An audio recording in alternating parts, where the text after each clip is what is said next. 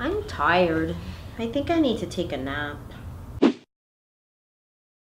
Hey, what's up y'all? It's me, Jenny here. Today's Quick Tip Monday and I got another quick tip for you. So, for those of you who love to wear eyeshadow and is trying to search for the perfect transition shade, your transition color can actually be your bronzer. And why do you ask? It's because your bronzer is designed to be a couple of shades darker than you, which is exactly what your transition color should be. And there you have it. That is my quick tip for you.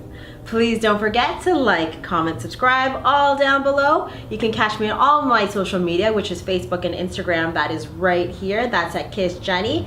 That's kiss.jennie, Jennie with an IE. Or you don't have to click down below. You can click on my face right here to subscribe. Click on my last video, which is right here. Or, actually that's it. Anyways, I upload videos every Monday, Wednesdays, and Fridays. And I will see you in my next video. Bye-bye.